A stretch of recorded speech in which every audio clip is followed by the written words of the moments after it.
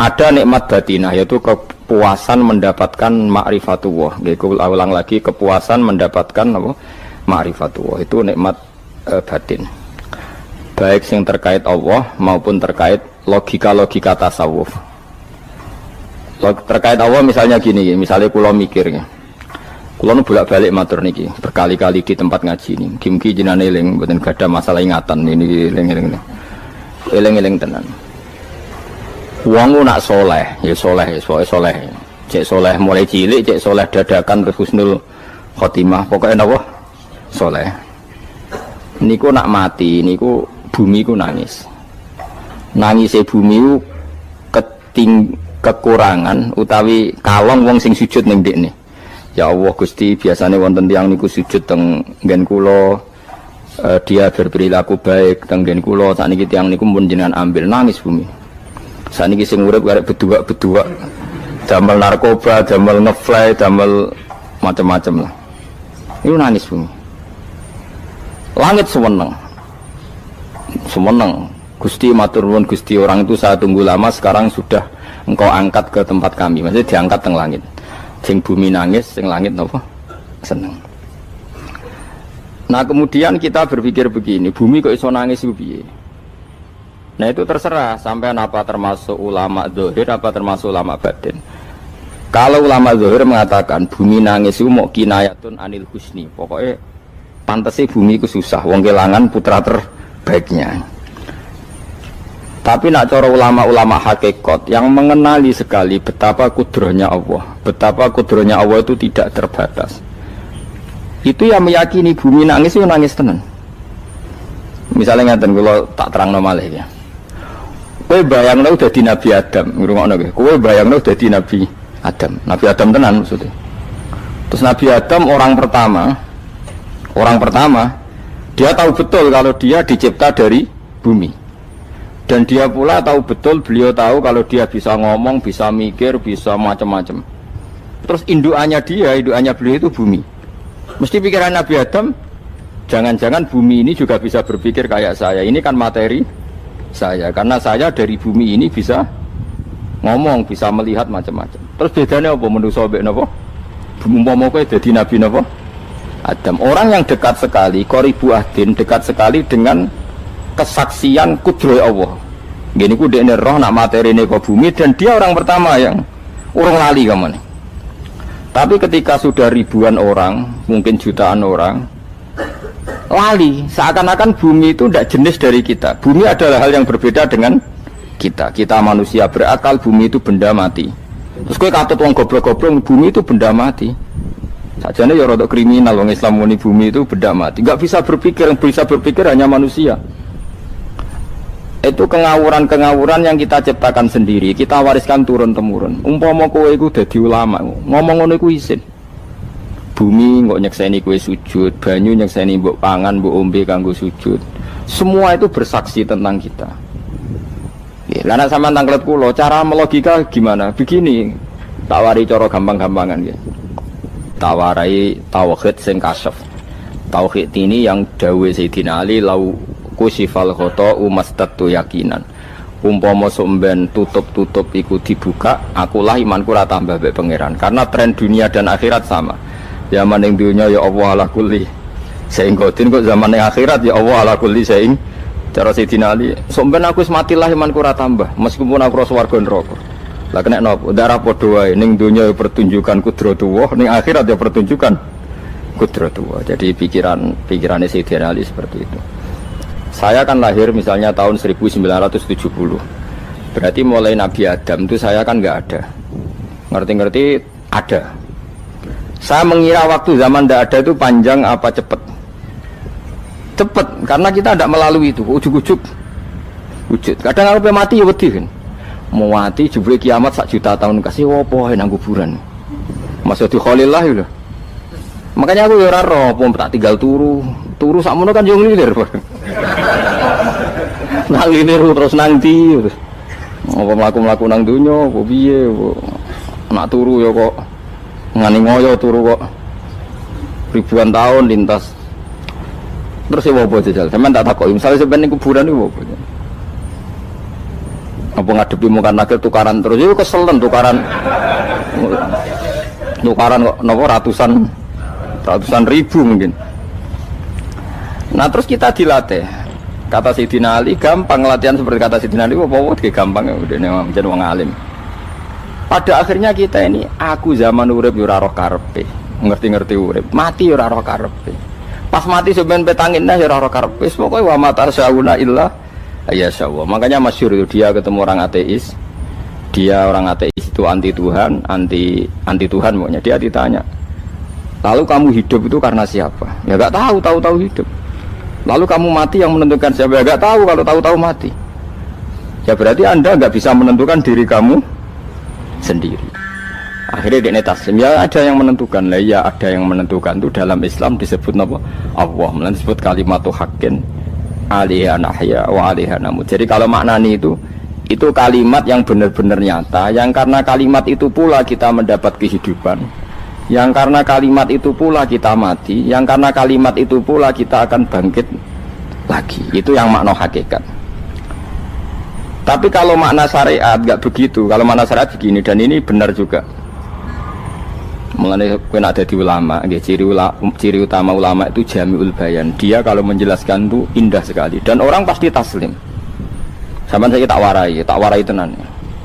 Sama kan biasa wiridan la ilaha illallah kan biasa, mulai mimpin tahlil sampai kepeksa mergo do tahlil melok, sampai sing darani bid'ah akhirnya ya melok tanggane napa? Tahlil. Sesuai wae. Kata Ibnul Qayyim Al-Jauziyah dalam kitab Zadul Ma'ad. Kitab Zadul Ma'ad itu kitab kesayangannya Sayyid Abdul Al-Haddad. Sayyid Abdul Al-Haddad itu pengarang kitab Zadul Ma'ad. Padahal kitab ini dikarang oleh muridnya Ibnu Taimiyah.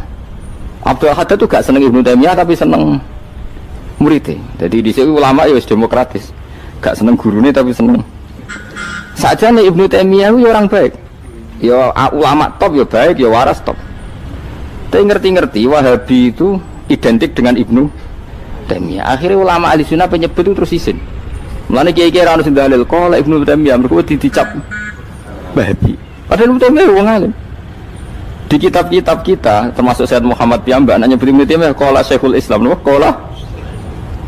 Tapi kan ini sudah milik Wahabi sehingga kita ini terus akhirnya gak gelem nyebut. Ya jadi kitab koyo dalil fastabiqul khairat iki apa par iki dadi dalil yo dhewe-dhewe. Wah parah tenan wong-wong. Dulu saya melihat orang enggak kunut itu ya biasa. Mergo saya sebagai wong alim ngerti iku madzhab Abu Hanifah. Saiki nek ora kunut Muhammadiyah. Kita ini sebetulnya ahli ilmi enggak tahu kunut itu madzhabnya siapa kita. Itu madzhabnya Abu Hanifah, yang kunut madzhab Syafi'i. Tapi tahu-tahu iki madzhab NU, iki madzhab Muhammad. Mana ada orang-orang ini bisa punya madzhab? Ngalime sepiro nganti dadi no? Madzhab. Tapi wis dadi bahasa, wis dadi apa? Sewajo kabeh sene. Mas repot-repot. Tak warai iki. Sampeyan ben nglafadzno la ilaha illallah iku keren ya, keren tenan mboten keren-keren. Ngendikane Ibnu Qayyim Al-Jauziyah itu gini. Min asliha khuliqatil jannah wa min asliha khuliqatin nar. Terus wa min asliha khuliqatid dunya wa min asliha buisatir rasul wa min asliha qatala rasul. Wah, terus sampai sekarang saya tak bedai. Surga itu kan digawe kelas VIP. VIP mewah. Terus jari rugane widadari dulu kan nak wingi betul-betul. Kira 70. 70. Wayu kabeh ora ono sing kriting, wayu kabeh. Wayu kabeh terus gak tahu delok wong liya kan. Kadang bojo kita wis elek jek delok. Oh iya, widadari sifatnya maksuratun fil khiyam. Jadi gak tahu keluyuran ning ndi. Wayu kabeh. Lek surga yang semewah itu selek itu ya bagi mereka sing nglafadzno atau yang menerima la ilaha illallah. Neraka sekarang dibikin dalam itu. Jari Abu Hurairah neraka itu tes-tesane benda kamu jatuhkan ke neraka itu untuk santai ke bawah itu nunggu 70 tahun. Kila 70.000 tahun.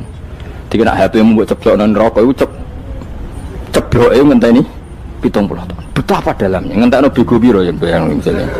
Oh itu kontraktor mana saja tidak sanggup itu disuruh ngeduk kedalaman neraka. Iku ya mau kanggo wong sing menolak la ilaha illallah. Jadi kalimat ini luar biasa. Swarga digawe bagi yang nerima, neraka digawe ya untuk yang menolak. Ya kalimat sing kena tahlilan turu iku lho. Iku kalimat sing nggo alasan Allah gawe swarga. Terus kalimat sing suwe-suwe sing lafadzno diarani bid'ah iku. Itu kalimat sesakral ini nasibnya akhir zaman itu entek. Gara-gara dilafadzno tahlilan tersangka jadi apa? Beda. Dulu kalimat yang dipuja-puja penyebab surga dan neraka. Saiki kalimat itu tersangka. Mau perkara napa? Beda. Wis aja melok-melok, kowe debat ya ora iso makili aku, sebarno iso. Kok kowe terusno dalan tok. Dah. Berarti la ilaha illallah itu kalimat yang surga dibikin karena itu, neraka dibikin ya karena itu. Kemudian Allah punya sunnah, lalu butuh pelatihan. Dikasihlah Allah gawe bumi. Piye manusia butuh latihan, dibikinlah bumi. Dan dia latihan ikrar la ilaha illallah dengan sadar, dibikinlah bumi, liyabluwakum terus dites. Wes digawe bumi, ono makanan, ono minuman, ono wong wayah, ono pegatan macam-macam, wong diutang wis mbulet macam-macam. Gue ngetes, eling la ilaha apa eling utangi, eling la ilaha apa eling kasuse, pokoknya dites. Karena nggak fair kalau Allah bikin itu kemudian nggak dites, dibikinlah darul imtihan. Dunia itu bahasa Arabnya darul imtihan, tempat tes-tesan. Imtihan mana apa? Tes, liyabluwakum, diuji. Wes diuji kita hidup. Artinya kita dihidupkannya pun oleh Allah demi tes-tesan la ilaha itu disebut kalimatul haqqin alaiha. Nah ya sebenarnya kita hidup pun ini untuk dites. Pada akhirnya la ilaha illallah apa enggak? Paham ya? Terus dites. Allah itu juga secara hukum itu kan nggak fair, dites kok nggak punya pemandu, dibikinlah rusul, diutuslah para rusul untuk pemandu. Tes itu kan butuh seru, mak pemandu tok orang ono musuhnya kan nggak seru, dibikinlah setan. Saat ini sebagian kita sudah setan tapi ini ben seru. Lo ndak setan kan minal jinnati wan nas, rumangsamu setan usopo. Baik setan minal jinnati wan nas. Jadi kena muni auzubillahi minasyaitonir rajim, terjemahnya berlindung Allah dari saya sendiri. Allah itu Lu itu kalau lama dulu biasa auzubillahi min syururi anfusina wa min sayyiati a'malina. Sebenarnya kita berlindung hanya dari setan yang jauh, iblis itu enggak. Ya setan diri kamu sendiri, min syururi anfusina, dari kejelekan diri kita. Ngomongnya do wujud, soalnya setan tuh makhluk gaib sing piye. Lah kowe iku sapa? Nganti kowe maksiat terus mergo akrab klop, roh mbek setan klop. Mulane terus maksiat. Dah.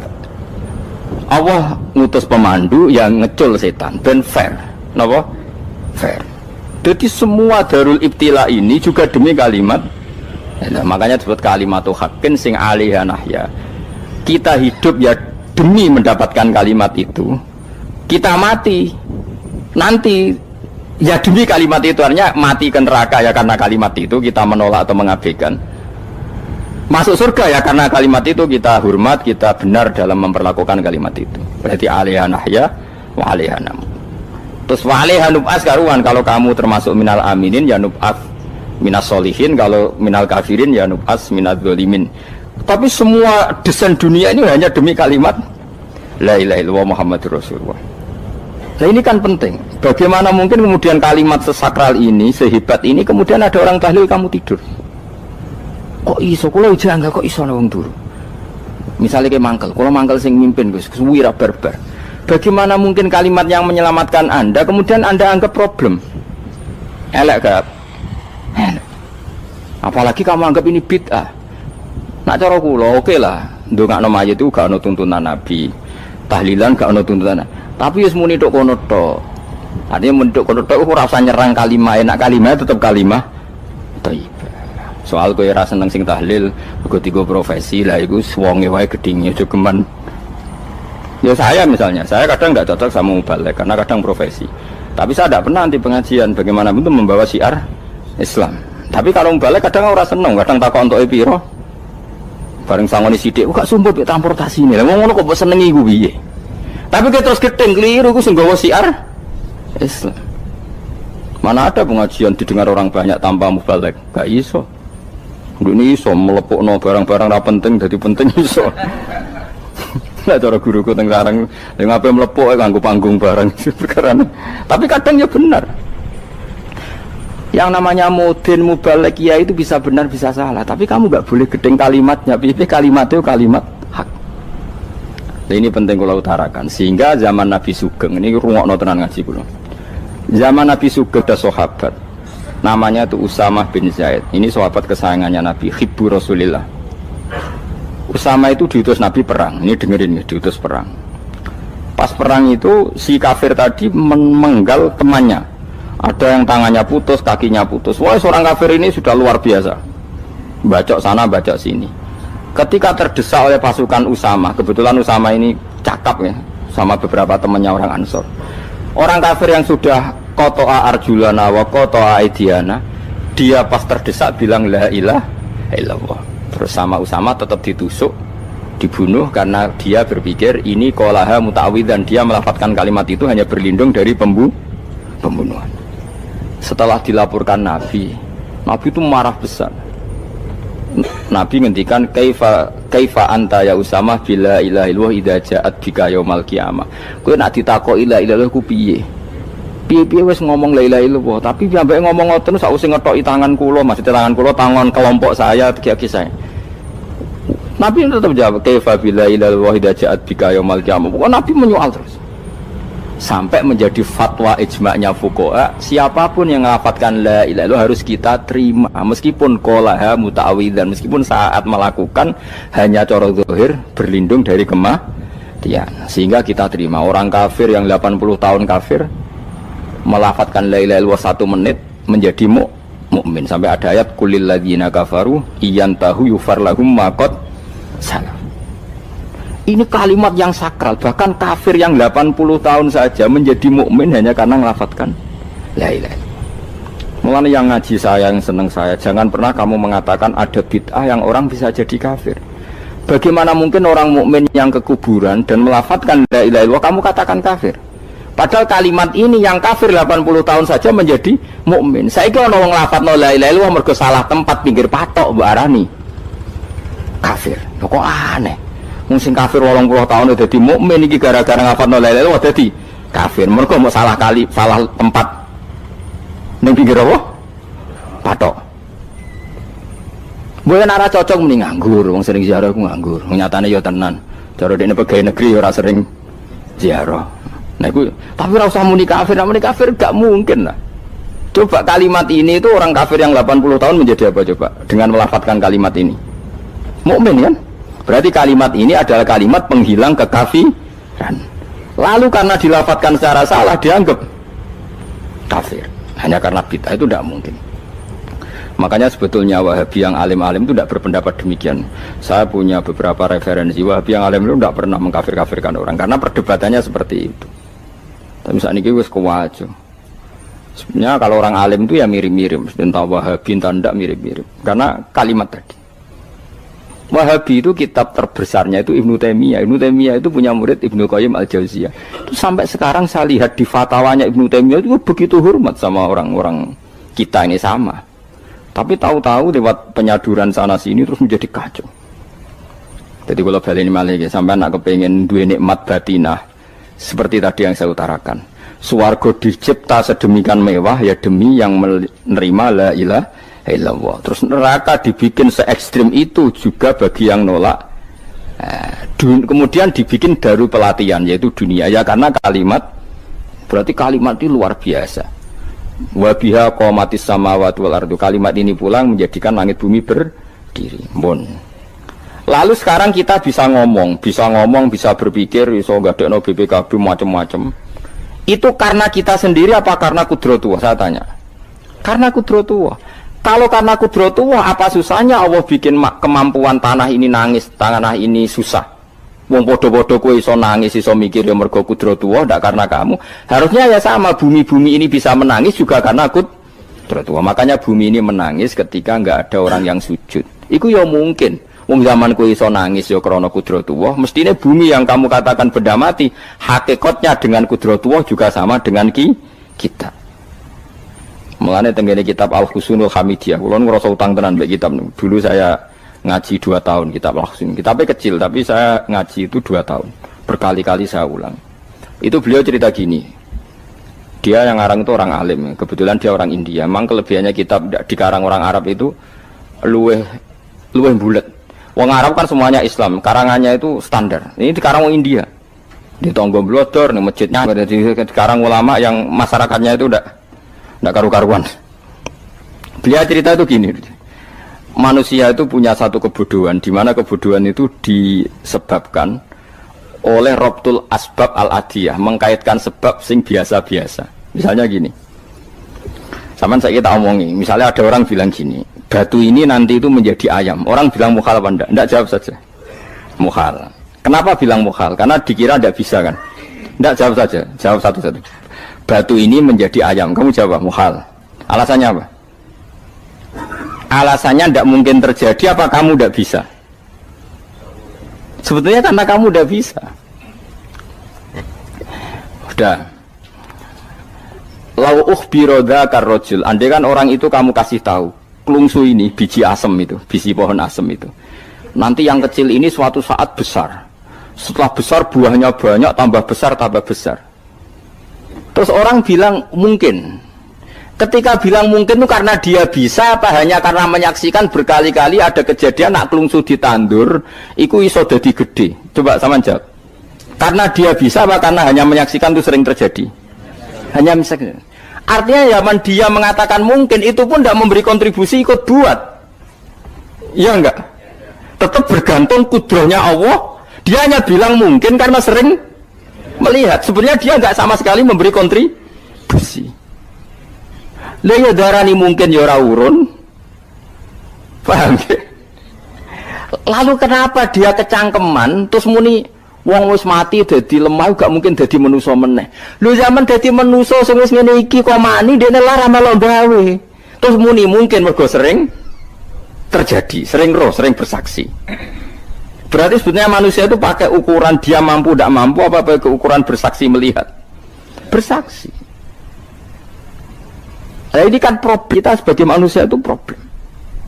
Makanya disebut wa kanal insanu zaluman jahula, wis goblok aja-aja. Mergo manusia itu nak wis goblok aja-aja. Makanya saya kemarin diminta ngisi di pondok kajen. Kalau sampeyan berdebat sama orang ateis atau orang komunis itu gampang saja. Dilatih begini seperti teorinya Quran. Ya nanti saya teruskan, ini tak ulang lagi ya. Saya ulang lagi ya. Andai kan nggak pernah terjadi telur itu jadi ayam, nggak pernah terjadi sama sekali. Telur itu jadi ayam. Terus kamu mengasih tahu orang tadi, telur ini loh nanti jadi hewan yang hidup terus terbang. Mesti dia bilang mukhal, benda mati kok nanti jadi benda hidup yang terbang ngalor ngidul. Berhubung sering terjadi dan dia pun tidak ikut bikin, bilang mungkin. Paham ya? Saya ulang lagi ya. Berarti dia bilang mungkin karena sering apa? Terjadi dan dia lihat. Andai kan pertama kali nggak ada telur sama sekali yang jadi ayam, terus pengalaman pertama di dunia belum pernah terjadi. Kamu kasih tahu telur ini nanti jadi ayam terus terbang. Orang ini bilang mukhal enggak? Mukhal. Berhubung sering terjadi bilang enggak? Nah berarti kita nanti bangkit dari kubur gampang saja bagi Allah. Cuma belum pernah terjadi kamu mengatakan mukhal. Nah makanya otak kita harus dibenahi. Makanya jogeman percaya ambek yang pernah kita lihat, yang sering kita lihat. Percayalah dengan akal, tapi akal waras deh. Karena waras itu serepot tatanannya wangil. Makanya Islam itu melatih. Kul falillahil hujjatul balighah. Misalnya begini ya, dulu kalau Gerwani atau PKI atau siapa saja lah, itu kalau melatih anak-anak TK, makanya seorang ulama harus punya kecakapan penjelasan ibanatul ahkam. Itu anak-anak kecil dilatih. Anak-anak kamu terpejam, mintalah manisan sama Allah. Ya Allah saya minta manisan, saya minta permen. Terus disuruh buka, dapat enggak anak-anak? Enggak dapat bu. Wah berarti Allah enggak ada. Sekarang minta sama bu guru. Bu guru kami minta permen dikasih. Berarti yang ada bu guru bukan Tuhan gitu. Akhirnya jadi gerakan ateisme. Nah sebetulnya untuk melawan gerakan itu kita harus melatih begini misalnya gini. Saya itu pernah ketemu sama orang yang berpikiran komunis. Oh komunis juga. Dia nantang saya gini, Pak pokoknya saya tidak bisa nerima konsep Tuhan sebelum Anda bisa menjelaskan kenapa ada Tuhan. Jadi, bocah kok elek ini. Nah, aku ngerti aja, sak cerdas ini tetap cerdas aku yakin tetap cerdas aku. Rasanya selain raine seram meyakinkan, saya pikir tetap cerdas. Kulo itu kan wong Quran gitu, artinya punya pikiran panjang. mungkin di antara orang Islam kita ini tidak punya kecakapan menjelaskan. Tapi kalau orang sering baca Quran, apalagi dia ngaji tafsir ya, yang waras maksudnya waras lah. Terus rapati seneng duit, barang ini penting. Kalau seneng duit, mari goblok. Yakin ulama seneng duit, mari goblok, tak jamin. Umpama alim wis kelas B, kelas C gak bisa, tahqiq gak bisa. Kalau tahu dikandani konco kulo riyen ambek jenengan udah saya kaca akeh. Lah kena apa? Cok seneng duit kok. Duit itu masalah bagi ulama. Orang duit ya lebih masalah kan ya. Maksudnya rasa senang tapi aja terus gak duit. Sekarang saya tanya, Quran itu melatih kita gini. Quran itu sederhana kalau ngelatih tauhid. Tapi orang pasti ingat. Kata Allah gini, nggak apa-apa, saya tidak Tuhan, nggak apa-apa. Kamu yang Tuhan. Tapi buktikan kalau kamu Tuhan. Caranya gini. Am khalaqus samawati wal ardi. Ya nggak apa-apa, kamu yang Tuhan nggak apa-apa. Tapi buktikan kalau kamu menciptakan langit, bumi. Mereka pasti ikrar, ya tidak mungkin saya menciptakan bumi, saya lahir sudah ada bumi. Yesus lahir sudah ada bumi, nggak mungkin Tuhan. Terus Tuhan membuat pertanyaan kedua, am khuliqu min ghairi syai'in. Ya sudah, kalau saya tidak Tuhan, lalu nggak ada Tuhan, berarti alam raya ini tercipta oleh sesuatu yang nggak ada. Aneh nggak? Misalnya sebelum alam raya ini nggak ada Tuhan. Berarti sebelum alam raya ini kan adanya nihilisme, sesuatu yang nggak ada. Kemudian sesuatu yang nggak ada menjadi penyebab sesuatu yang ada. Aneh gak? Menurut aneh. Sesuatu yang nggak ada itu mestinya kan nggak bisa ngelabeti, nggak bisa berfungsi, nggak bisa ada gunanya. Wong jenenge ra ono iku ya ora marai apa-apa. Mau ra ono kok dadi sebab. Sesuatu yang menjadi sebab itu yang wujud apa yang nggak ada? Yang wujud. Sak takok ini. Lah kalau nggak ada Tuhan berarti alam raya ini lalu sebabnya apa? Ya dari ketiadaan, lalu tiada itu menjadi sebab. Yang tiada kok jadi sebab itu tekem lho. Mikir. Di mana-mana yang sebab itu harus barang yang wujud, nggak boleh tiada kok jadi sebab. Ini kan jadi aneh, sesuatu yang tiada menyebabkan sesuatu yang ada. Terus dia bilang, ya pokoknya ronde ini kalah, Pak. Tahu kapan tak pikir aja. Pikir nganti mati temenang aku ini ngono. Makanya sebetulnya dalam ilmu mantek, pertama itu kita tidak harus iman Tuhan itu namanya Allah, tidak harus. Makanya pertama dikenalkan, sementing kenal Tuhan itu ada dulu. Disebut zat sing wajibil wujud, belum disebut namanya Allah. Allah itu disebut nama Islam, itu paham ya? Saya ulang lagi, Allah disebut itu nama Islam. Tapi kalau penemuan akal hanya sampai kita ini butuh zat sing wajibil wujud, sing menjadi penyebab semua alam raya ini. Di bahasa Arab disebut musabbibul asbab. Belum menyebut Allah musabbibul asbab. Islam pun pertama Iqra turun ya gak nyebut Allah. Iqra bismi rabbikal ladzi khalaq, khalaqal insana min 'alaq. Iqra wa rabbuka. Tuhan itu siapa? Yang mencipta. Nah, yang mencipta ini oleh syariat Islam disebut apa? Tapi dalam logika yang penting kowe kenal sik ana musabbibil asbab. Pastikan bahwa alam raya ini yang wujud pasti disebabkan sesuatu yang ada. Enggak boleh barang wujud kok diciptakan oleh sesuatu yang tidak ada. Yang gendeng ora barbar barang ra ono mbok sifati al-khaliq. Sing gawe langit bumi apa? Pencipta. Penciptane apa? Sesuatu yang tidak ada. Kowe ikhlas dutek ngono kowe ikhlas ta ora? Gak kowe ikhlas ta ora dutek ngono kowe ikhlas ta. Kowe gelem dadi bodho niku. Gelem kan? Mboten. Nah, nikmat ngono jenenge nikmat batin. Mulane sing suwenang mbek kalimat la ilaha illallah. Wis ana sing bid'ahno Allah iku wong nganggur wis beno sak uni-unine. Tapi kadang memang kita berlebihan. Tahlilan rabar-bar matang puluh dina ini rabar-bar. Muga alasane wis disangoni akeh tahlil sedih lho sakake penggemar sing keselen sing rantuk sangu ya butuh cepet. Lane cara kula niki penting kula utara nggih. Kowe nek ora cocok tahlilan 40 dina wis ngomong ae kira cocok model harinya. Tapi ki aja menolak kalimat la ilaha illallah iku disifati Kanjeng Nabi kalimat thayyibat. Wong Nabi nyifati thayyibah, kalimat yang suci kok nyifati bid. Tak soal kira cocok wong sebut. Misalnya kamu bilang saja wong mati wis sangu amale lha apa didongakno barang. Nek kowe pengen ndonga ora usah ndonga. Wis ora usah biasa wae. Kula lah mbok dongakno ya ora seneng. Gak meyakinkan.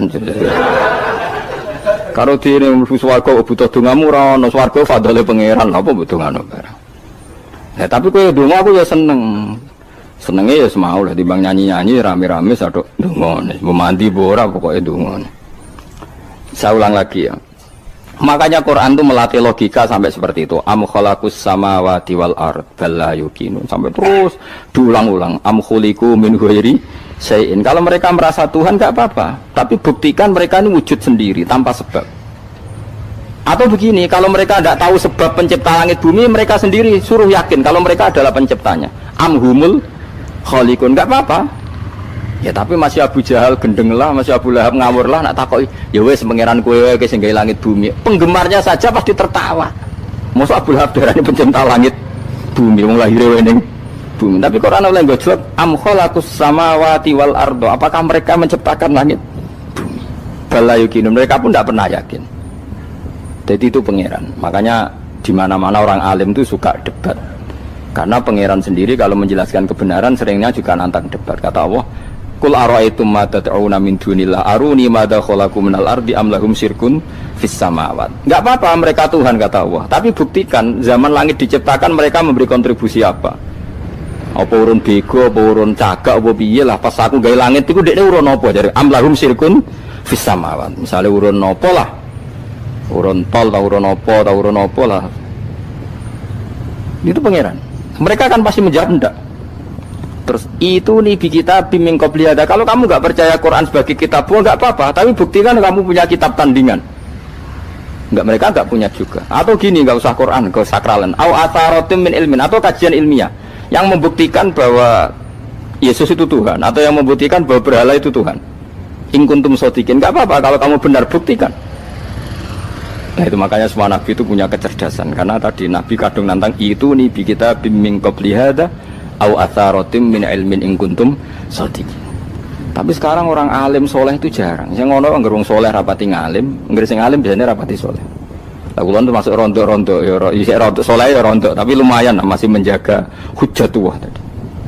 Sebab itu ulama dulu mengajarkan Allah itu siapa? Disifati zat sing wajibil wujud. Karena alam ini kadung ada. Kalau alam ini kadung ada, pasti penyebabnya sesuatu yang wujud. Tapi kalau wujudnya mungkin, bahaya. Wong sing gawe wae wujude terima mungkin, bisa wujud bisa tidak. Makanya dipermanenkan yang gawe alam ini zat sing wajibil wujud. Sing wujudnya wajib. Wajib itu nggak bisa nggak, pasti wujud. Nah terus kita kenal itu namanya khaliq, itu musabbibil asbab, itu khaliqul asya. Lalu oleh Islam zat yang demikian itu disebut Allah. Terus jadi la ilaha illallah. Nah orang yang bertauhid gini tentu punya kenikmatan batin yang luar biasa. Sehingga saya bayangkan nanti mati yang ngono biasa wae kan. Gusti zaman kula teng donya ora melok ngatur oksigen, ngatur nyawa, apa mati ndak ra ngoten. Mulane jare Siti Ali, jenengan jenengan nak mati tambah pinter apa biasa? Ya biasa wae. Ning bumi yo ndelok kudrohe Allah, kok ning akhirat ndak ra padha wae ndelok kudrohe Allah. Mulane beliau masyhur guyonan beliau lauku sifal ghata mastatu yakinan. So ben aku nek mukasafah ning akhirat imanku yo ora tambah, ya biasa wae, standar-standar wae. Maksudnya kue ning dunya ujung-ujungnya paling pokok ya menyaksikan kudratullah. So ben ning akhirat ujung-ujungnya paling pokok ya delok kudratullah. Ning dunya saiki Allah ya matlubi sing kita cari, so ben ning akhirat ya Allah matlubi. Paham ya? Artinya hukum dunia dan akhirat itu sama. Kita di dunia golek ridhanya Allah, ning akhirat ya golek napa? Ridhanya Allah. Lah nek soal kecil tapi ning akhirat masalah Gus pun rokok masalah, diutang ditagih yo masalah, kere suwi ku yo masalah. Ya biasa jenenge makhluk anane masalah. Sing ora oleh di masalah pangeran. Pangeran duwe masalah. Biasa wae. Lah makanya kula suwun nggih aja geman gedeng